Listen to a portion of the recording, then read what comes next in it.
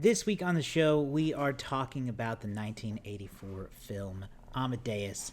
The Letterboxd synopsis says, the incredible story of genius musician Wolfgang Amadeus Mozart, told in flashback by his peer and secret rival Antonio Salieri, now confined to an insane asylum. This movie won Best Picture, which is why we're talking about it this week. Won a bunch of other Academy Awards as well. But how did it perform at the box office? David is here to answer that question for us. David, how did it do? How did it do indeed? Amadeus opened the weekend of September 21st, 1984. This was a typical small, limited release to start, only 25 theaters opening weekend. It opened in the number 13 spot with just $505,000. The movie was never in a lot of theaters. Its max was 802 theaters in April of 1985 in the United States. It was only in more than 400 theaters about 11 times throughout its entire run. However, the movie would go on to make $51 million in the United States, and Box Office Mojo doesn't have a track for this, but according to a Variety article from 1985, its worldwide total finished at $90 million. According to, I'm gonna cite a fellow Reddit user here, Sanderso47. The movie is the 45th best performing Best Picture winner of all time. If you count the 90 million from the worldwide that I attributed to Variety. If you don't count that, if you just want to go by Box Office Mojo, then it would be number 52. But either way, 45th Best Picture winner of all time in terms of box office draw. For the year of 1984, it's a year we've been to a couple of times, and I'll talk about that more here a little later as we get into the Academy Awards performance. But 1984 was a pretty big year for a lot of movies we all love, including Beverly Hills Cop was your number one movie of 1984. Ghostbusters was number 2. Indiana Jones and Temple of Doom was number 3. Gremlins at number 4, and then The Karate Kid at number 5 with $90 million. One more little stat, I don't know who to attribute this to, but it's in the Wikipedia entry, so I'll read it, is that Amadeus is one of 5 Best Picture winners to have never reached the top 5 in its box office run. Its highest peak was at the number 6 spot in its 8th weekend. It joins films The English Patient, The Hurt Locker, Birdman, and The Artist as the only other movies to never reach the top 5 in the box office weekend for a Best Picture winner. So that's all I've got for this week. It's a pretty modest success, I would say. It did well in its long-term run, $90 million. But at 51 million, it was the it was the number 12 movie of 1984. So this week on the show for Oscar Madness March, I decided to do Amadeus. I told you guys in the teaser episode for this month that I wanted to do some counter programming because I knew in advance what you guys were doing, which we announced in that episode. Of course, we've already done In the Heat of the Night, which was Garrett's pick, and next week we'll be doing The Sting, your pick, David. So I was like, I'm going to go with Amadeus because that's very different from those two, but it's also outside of our normal wheelhouse. This movie won Best Picture at the 1985 ceremony, 57th Academy Awards, along with multiple other awards. How many total was it, David? 8, right? It won 8 out of 10 8 out of 10 nominations. This movie won, I'll just list them real quick. Best Picture, Best Adapted Screenplay, Best Art Direction, Best Costume Design, Best Makeup, Best Sound, and Best Director, and Best Actor for F. Murray Abraham. So huge movie at the Oscars that year. I decided to pick it also because I remember seeing it as a kid in middle school music class. In, again, one of those situations where you watch a movie for 30 minutes for 5 days until you finally finish it. And I couldn't remember a lot of details about it, but I just remember having a fondness for it. And I was like, I need to see if I still have that. It's just a different type of historical biopic that you see at the Oscars. Also, it's not a political figure or a war story. It's Mozart. That's just not. I don't know what other movies are there about Mozart. And it's also uncharacteristically funny for a Best Picture winner, in my opinion. So I thought that was an interesting part about it, too. What about you guys? Garrett, had you seen this movie before? No, this was my first time, as many of these movies have been, as it seems to be a reoccurring theme this season for me. I don't know how I feel about all that. It's good, but though. No, this was the first time. It's expanding. It is. Yes, I do appreciate that. And I think that this movie certainly was not what I expected going into it. I think it really kind of threw me for a loop because, when you think of a biopic at this point in time, we're so used to it being riddled with historical accuracy, at least as much history, like close to history as you can be. And this one really wasn't. And so for a while, I really struggled with that. But as I think about it again, being told through a rival's eyes, I think is a really interesting way to take this. And so to be able to have this, story from a character who is real, but maybe not necessarily as connected as they portray. But the performances and the art and the production value for me is really where this movie shines. And I think it was a really interesting pick. And I'm excited to continue our discussion, boys. Yeah, David, what about you? First time? Likewise, this was the first time for me. I'd seen many references to it. Like it's a highly referenced movie. Whether that was Family Guy, I Love the 80s. I remember watching that as a kid, and there being like a nice little section about this and the song Rock Me Amadeus, which I guess loosely inspired that, is what we discovered, which is a real earworm, German or not. So it was the first time for me. I don't really view it as a biopic because it's not. I don't feel like it even. Yeah, like you guys have said, it doesn't follow that formula. It's and it's not historically very accurate. We'll get into this later, but there's a lot of changes that they make to certain people, their motivations, their lifestyle, their stories. So I thought it was very interesting, and the director describes it as a fantasia, a fantasy based on reality in a lot of ways, while still being very grounded, very approachable, I thought.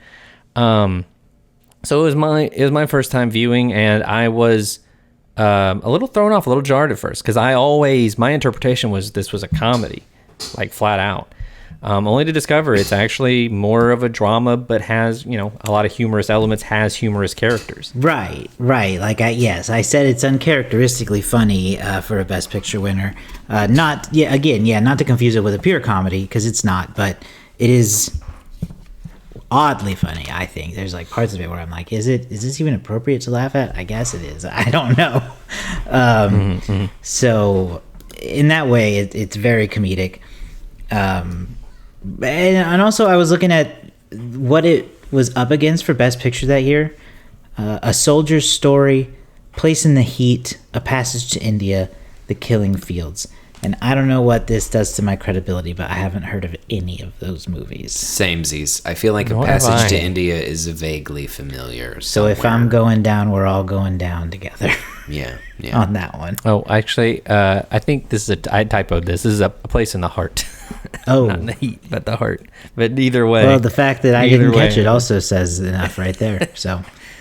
Yeah, I have also not heard of any of these, but I assume they're probably all very good, though. I mean, you would hope in the Best Picture category that they would be.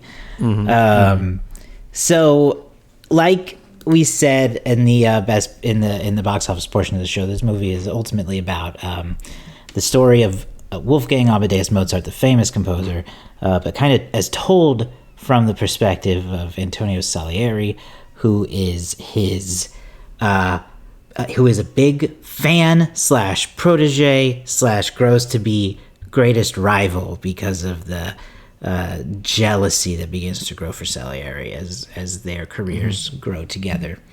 So it's about these two guys at the heart of it. And another interesting thing at the Oscars that year was that it featured both of these actors nominated for Best Actor, right? Was that the right category? Yes, Best Actor. You had F. Murray Abraham for Salieri, as well as Tom Hulce for Mozart. And the last two times actors from the same film were nominated for the Best Supporting Actor was Or best same category. in the same category was when, David? So in Judas and the Black Messiah, which we reviewed, Right. this is baffling. Both Lakeith Stanfield and Daniel Kaluuya were both nominated for Best Supporting Actor, which means I ask you guys, who was the lead in that movie? If the two leads were Best Supporting Actor, Now what are they doing over there? that's They're the FBI co-leads. The FBI was the lead in that movie. That's true. That's true. It was so anyhow, but yeah, so that was supporting, and this time for Amadeus, Murray and Holch were both nominated for Best Actor. Gotcha. So there was no supporting actor nominated. So that was the last time it was ever for both for Best Actor, but supporting actor did happen recently. Got it. With Judas and the Black Got Messiah. it. Okay. Well, so that's really interesting. F. Murray Abraham won. The Salieri performance won that out. We'll be talking about these performances a little more in depth here. But I just love the serendipity of F. Murray Abraham winning over the Mozart performance in this movie when the whole movie is about Salieri feeling as though he is being literally punished by God for not being talented enough to be as good as Mozart. Yes. It's just a delicious irony to me. So I love it when a plan comes together. Oh, I love that you pointed that out, because it is like that's now God's laughing at you, Mozart. You know, Right. It's very like you said, Solitary gets his. It makes you revenge. wonder. F. Murray Abraham seems like he may have been the kind of actor to do that, to be like, I did that for you, Salieri. To maybe mean mention it. it. But you know, not to be. We'll talk, like you said, we'll talk about the actors here a little more in a minute. But also Tom Holtz, pretty good performance, I would say. We'll dive deeper in a moment. Yeah. So another thing to probably be upfront with about our review here is that we all three watched the director's cut, which, as far as we can tell, might be the only version that exists to watch, because we all ended up with it accidentally. So that's I found on Amazon. I found an option for the original, but it's just not available. Like it's like not available to purchase. Yeah. So it adds about 18 to 20 minutes of extra scenes that kind of throughout the movie. So just know that going forward. Let's go ahead and get into our first initial thoughts then. Garrett, let's go back to you. Now that you've seen it, what'd you think of it? How do you feel about Amadeus? And is it a Best Picture? I liked it. It was, it's one of those where I probably will never ever go back and watch it, but I'm not gonna stop anybody. And if someone was like, "You want to watch Amadeus?" I'd be like, "Yeah, all right. You could talk me into that. I don't know much about Mozart, other than I learned about him in like an elementary music class, but also not a thing that elementary Garrett was interested in. So, his background wasn't something that was known to me. So seeing the performance and the way that his character is portrayed was such a shock initially. He was seen as so childish and like just not what you would expect of a composer of the time, right? And that's nice to see, because throughout the entire movie, he's just backhanded with people who are like, "Why aren't you more like us?" and you can see the way that he thinks and he just really does a good job of showcasing the brilliance that comes with it, in addition to some of the silly things. And then on the other hand, F. Murray Abraham, what an incredible performance. Like, I get why he won. It truly was impressive.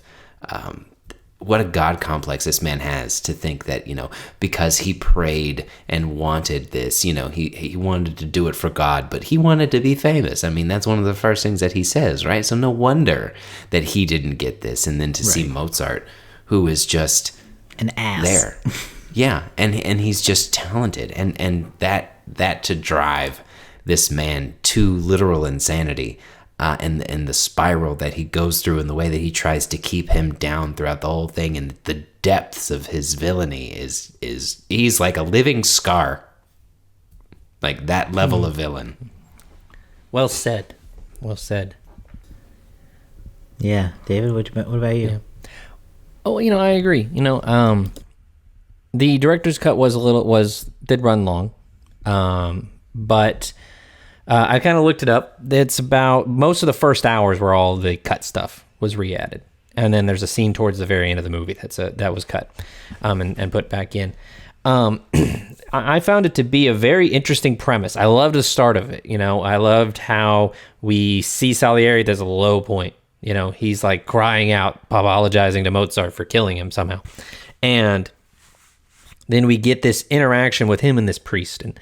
And who knows if he would have framed it this way if the priest hadn't come, but he frames the entire struggle that he has with Mozart around through his relationship with God, and how, God seemed to be lifting him up, and then he was tearing him down by just putting Mozart in the world, essentially. I loved him referring to Mozart as the creature and things like that. It just made for this great,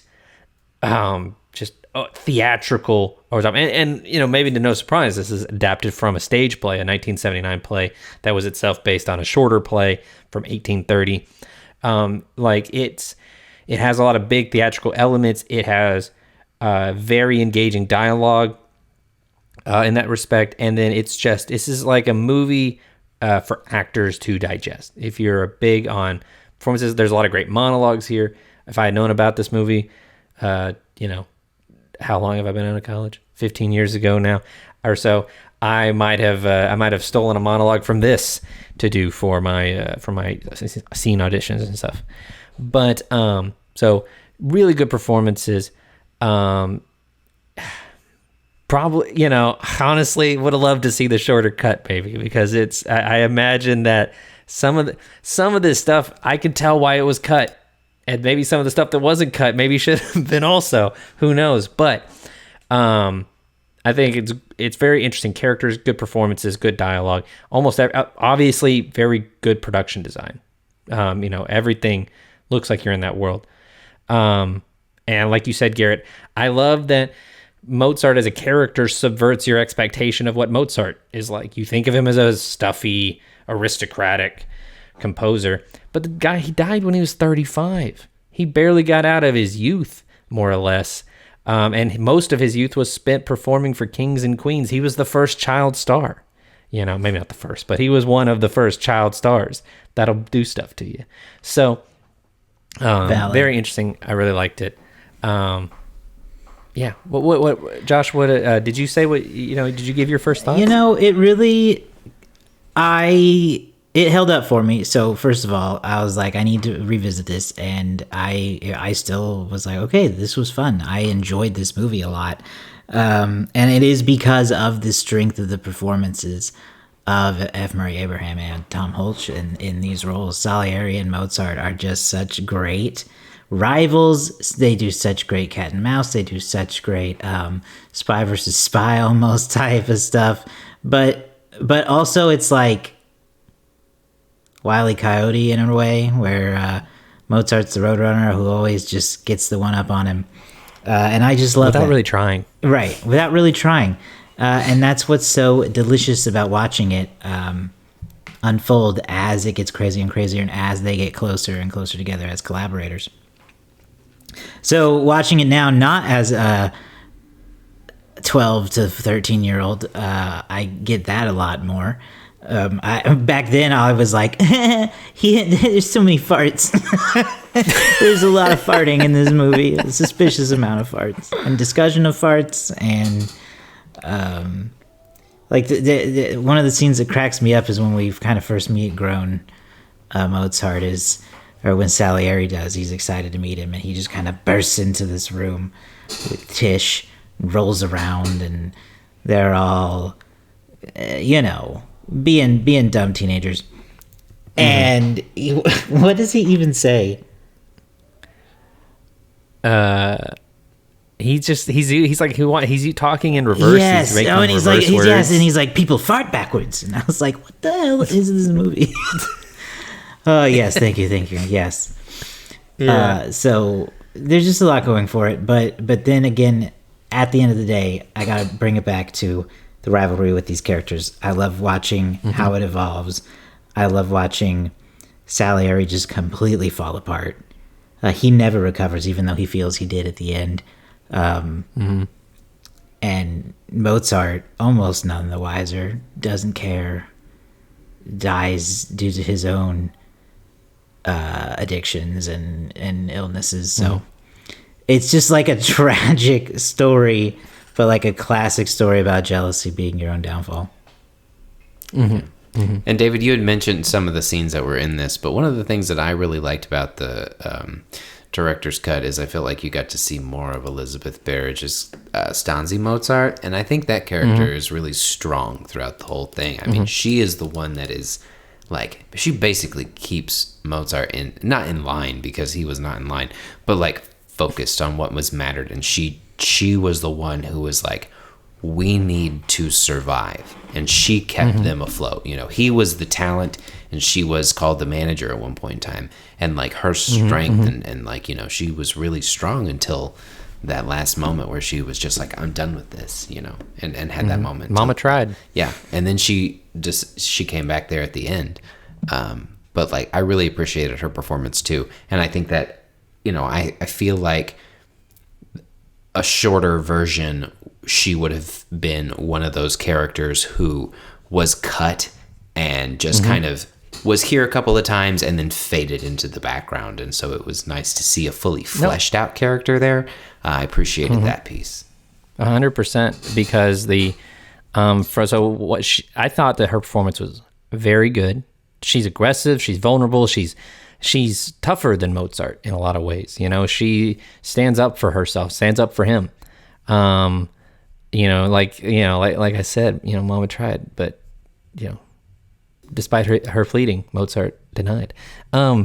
Anyhow, most of her story is cut from the original, and that's why I assume that's why there's no nominee for her as Best Actress, because this whole subplot with Salieri forcing her to undress, implying that she needs to have sex with him in order for Mozart to get this role with the king or role with the emperor, all gone, none of that. And like the scene they have where they fight over money while he's trying to play billiards, not in there. Like, so most of her best stuff is cut from the theatrical version, the one that won Best Picture. And by restoring that, I think the director made the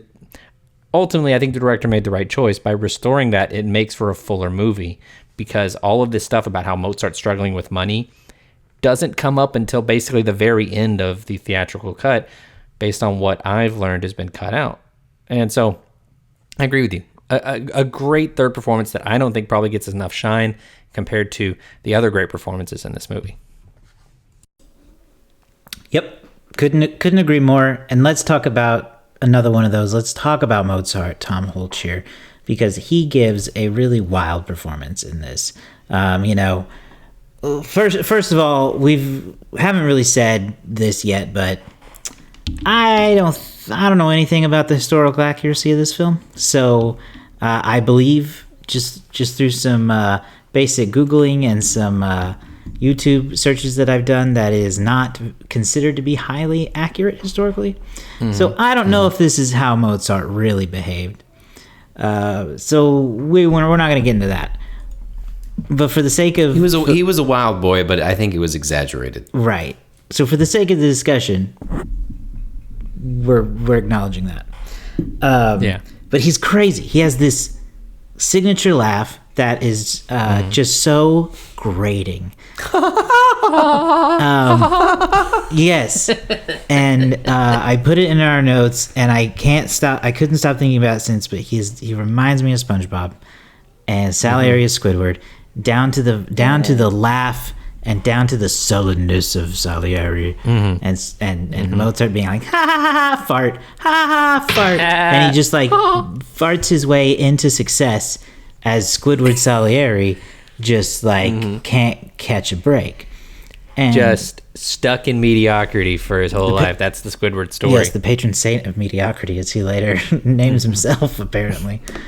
I also compared it to Alexander Hamilton and Aaron Burr. Yeah. This, I also had a similar vibe.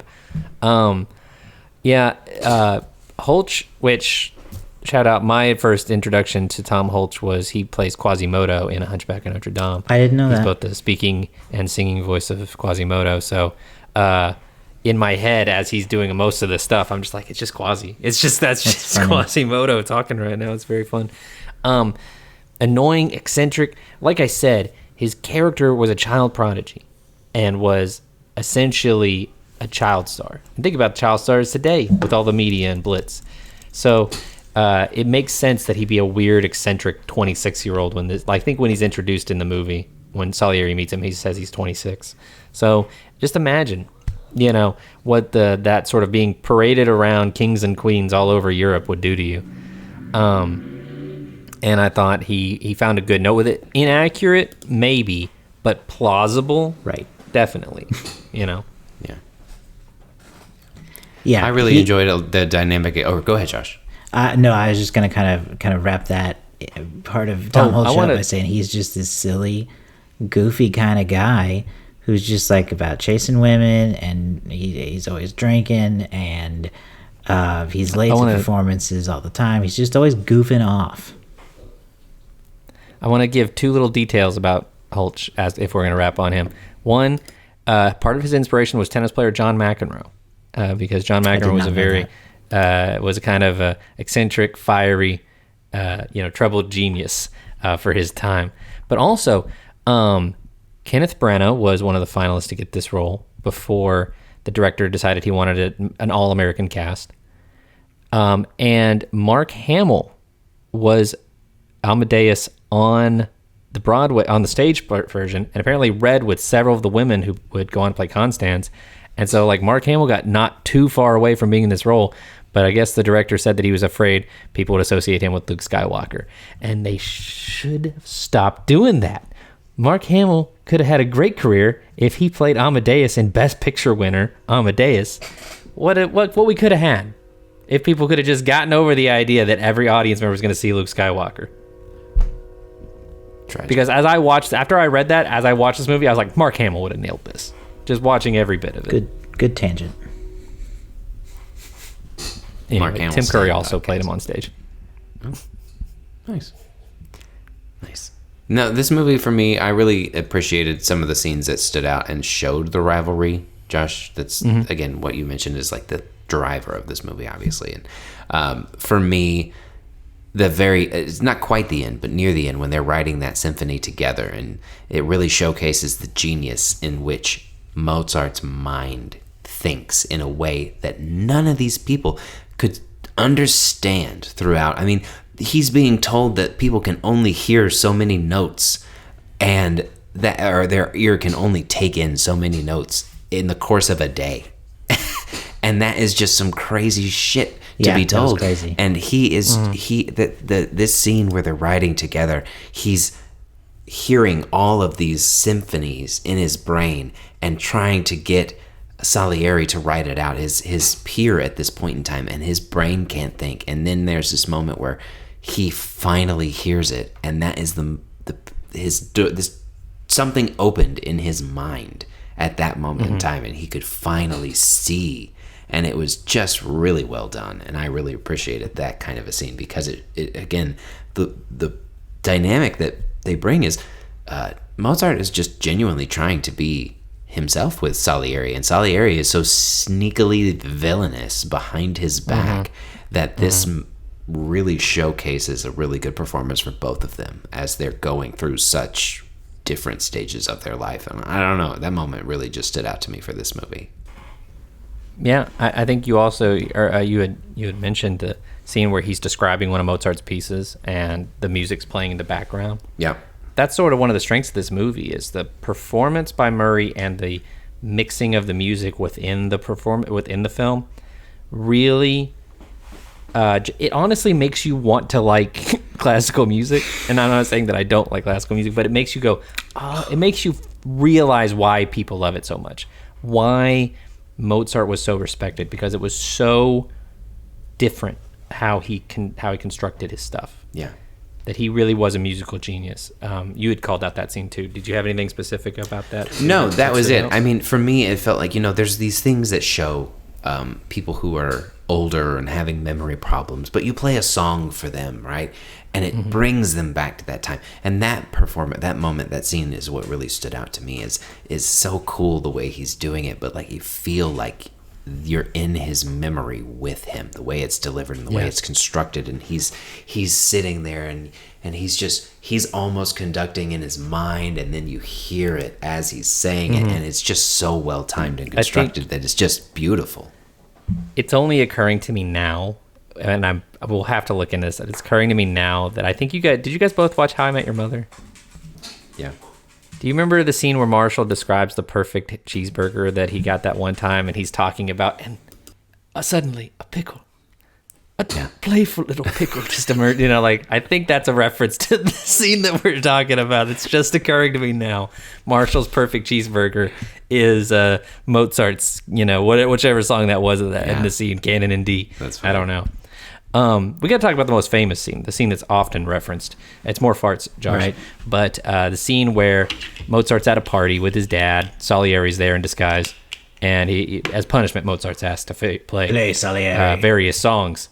And yeah, I know, I'll tell you what, Salieri is a number one hater. He is just there brimming with it. He's going to be the first draft at the Player Haters Ball. Play Squidward. He is.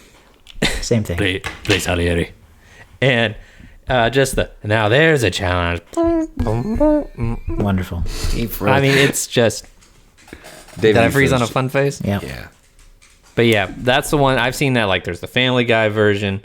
There's a bunch of there's I think I've seen it in something else, but I can't remember. But an iconic scene, obviously, where he's asked to play a bunch of different people's music. Play Gluck. Boring. All that stuff. So, yeah, it lived up to the hype. Yeah, and then the final scene I wanted to talk about is the final scene of the movie where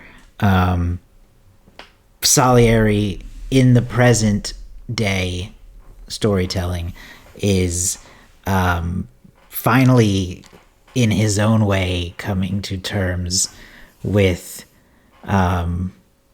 his situation and his competition with Mozart. He has decided that God has named him the patron saint of mediocrity, and that it is his saintly duty to absolve people of their mediocrity, I suppose. And so he is wheeled off in a wheelchair, absolving patients in the hospital along the way. And then the last thing we hear is as it fades to black and the credits roll. And yeah, it's just so haunting that this man Mozart, it's not Mozart's fault, but he drove Salieri to insanity. This is the classic lives rent free in his head situation where Mozart, this is not an equal rivalry. Like, Mozart probably doesn't. He barely notices. Probably didn't have a high view of the way I interpreted it was Mozart does not have a high view of Salieri's musical talent, but he, for the most part, respected his office, as it were. So he was like, he's a count, he's the count of the court, whatever. He's great. It's like he's not a musical genius. I'm a musical genius. So like that's the extent of Mozart's dislike for Salieri, is he just doesn't respect his musical talent. Salieri's like, this creature has defiled my love. He hates everything and about all his this existence. his frustration, everything. So yeah, just like to his dying day, just Salieri unable to get Mozart out of his head. Yeah. All right, let's get into our final thoughts on this movie. I'll start by saying I really liked it overall. It's still very good from what I remember as a kid. I respect it a lot more as an adult. It is long, especially that director's cut. I agree that there are parts that should be cut out that would make it even better, I think, even though it does build a really cool world. I found my mind wandering a little bit, probably about the halfway mark, before things started to heat up again. But I became so invested again in that rivalry between Mozart and Salieri and the strength of these performances that by the end I just didn't care because of how immersive it was. So all in all, it's going to be 4 stars for me, I think. Yeah, it's weird. It's fun. It's dark. It's tragic. It is entertaining. And I really am surprised. It made me really want to enjoy classical music, like you said, David. And the elements that they show in these performances throughout, it's really impressive. And so the big world that it created and the detail that went into the costumes is where this movie really shines. I agree. It is kind of dips about, I don't know, mid-ish way through until about a third of a way in or so. And then it gets really good. And the performances that they deliver keep you invested. So I agree. Another 4 stars from me. Yeah, Amadeus, like we talked about, it's one of those films that takes its time, and that's good sometimes. With a lot of the operas was where I was starting to wonder. The different operas they were putting on just kind of became a little bit tedious. Abraham and Holch give wonderful performances as two men who are at odds in an unequal rivalry. Elizabeth Barrage also, I think, great performance that is overlooked by many. It's kind of strange getting to see the director's cut first. It would have been great to see what it looked like in its original form, but I'm not going to knock it for that. Funny at times, charming at times, really, compelling at times as well. But I kind of wish there'd been a little bit more meat. I wish that Salieri had maybe screwed with them a few different ways, a few more times, or something like that. I wish they had just a little bit more, antagonism towards each other. But still, great ending, obviously the production design, again, off the charts. So I also will give it 4 stars. So a perfect 4 from us. All right, love that. I love it when it all comes together like that, when we all hit the same goal. All right, well, we're going to we're going to play a Letterboxd game next, actually, see what the Letterboxd community has rated this movie. And also see kind of what some of the most popular reviews are. So let's get into that.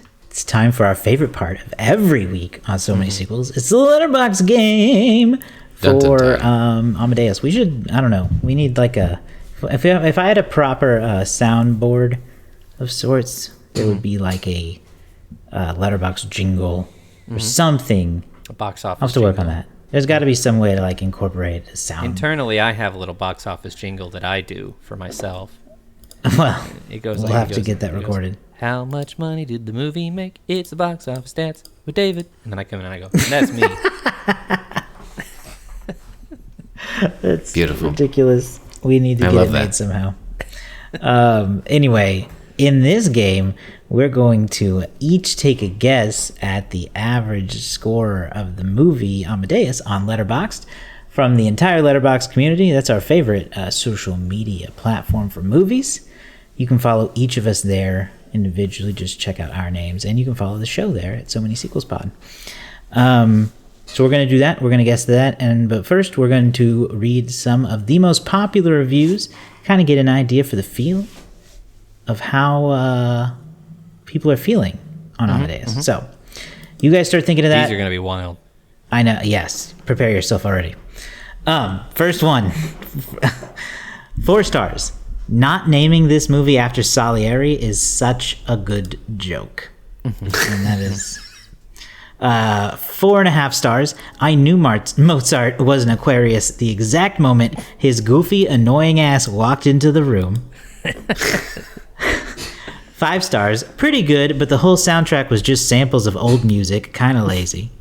Hey, wait, before you move on, the guy who won Best Score in 1985 during his acceptance speech said, "I'm glad Mozart wasn't eligible to be nominated this year." Wow. He's like, well, so this reviewer may disagree. 5 stars. Mozart was good, but he's no Ryan Gosling in La La Land. And then finally, 5 stars. Men would rather spend years preying on your downfall than go to therapy.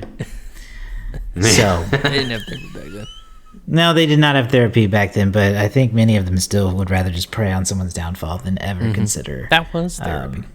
That was therapy. It still is for some. I prayed for this so, when it happened. Who's going first this week? Have we had any shifts in the leaderboard, David? Oh, you know what? It would help for me to tell you that if I opened up the box office scoreboard, which I'll do right now. It's been an up and down year so far. I believe Josh, you are still in the lead. And I am still last. You and Garrett are tied. You and Garrett are tied at 3. Goodness. I am at 2, so I will go first. My effort to catch back up. Throw it out there. You know, in my research, I discovered that this was one of 11 films rated PG to win Best Picture. Most Best Picture winners are rated R. So will that impact the accessibility? Will that impact how good this movie is? Letterboxd. You know, we all gave it a 4. And I feel like that can't be a coincidence. So I'm going to say 4.0. Okay. Josh, this is your movie. I'll give you an option. Would you like to go second or last? Oh, okay. You know what? I'll go last. Damn. I know. Well, you gave me the option, didn't you? Yeah, I did. Yeah, we all gave it a 4. And so I think, and there was a 5-star in your review. I started to pay attention to the ratings that you read with those two to kind of average them with ours. So I am, in a rare occurrence, I'm going to skew on the higher side of David since he put us in a position to choose. And I will go with a 4.1. Just skew on the other side of 4. Screwing me, Powders. Now Okay. I got to see how Josh wants to go. Yeah, because he can either up you one more or he can go under me. He can cover the whole bottom of the board. That's kind of scary because, you know, it's tough to go higher than 4 in any of these movies on Letterboxd. Because I also base it off of Lord of the Rings movies, and they You're were right. all what, David? I think 4 they point were what? all 4.1s. Really? Yeah. Let me look. Really? I'll look that up while you think about it. Well, I don't even know what the safe bet is. I feel like I'm gonna, I don't know. Oh, I'm gonna go 3.9. I was wrong. About what? Oh, so the first 2 Lord of the Rings are 4.4, and the third one is 4.5 on Letterboxd. Okay. Well, I feel like I'm gonna go with It may the have safe. just changed. I feel like the safe pick is to undercut that. I don't know if I feel good about it, but that's what I'm going to do. So we got 3.9 from me, 4.0 from David, and 4.1 from Garrett. Let's see if we have a direct hit this week. We do. I like that none of us had any idea, so the only game was like, how do we win? I know. Isn't that how it always is? I'll tell you that we do not have a direct hit this week. Okay. All right. Needed that. And we all undercut a little bit too much, which does mean that Garrett is the winner. He picked 4.1, but the average is a whopping 4.3. Wow. All right. Good Yeah. for Amadeus. Yes, so David and I went too low. So Garrett, you are going to break the tie with me, and we will have a proper first, second, and third place on the leaderboard going into next week. Love that. All For right. And, of course, next week is our review of The Sting. I believe that's our final episode of Oscar Madness March. Is that right? Yes. That's right. Perfect. So we will have a new month to announce soon after that. Stick around. Stay tuned for that. Be sure you subscribe to the show on YouTube. We've got that goal of 121 subscribers. We're just slowly ticking that up as we go along. So be sure you subscribe, share the show on your social platforms. Let people you know who might enjoy it, let them know about it. They might like it too. You never know. And you can also help us out by leaving a review on Apple Podcasts if you're listening to us there. Of course, subscribe to us in whatever app you're using for podcasts. And you can follow us on social media on Instagram, TikTok, Threads, and Facebook. Finally, you can find all those links and links to our past podcast episodes at somanysequels.com. That's it. We'll see you all next week with The Sting.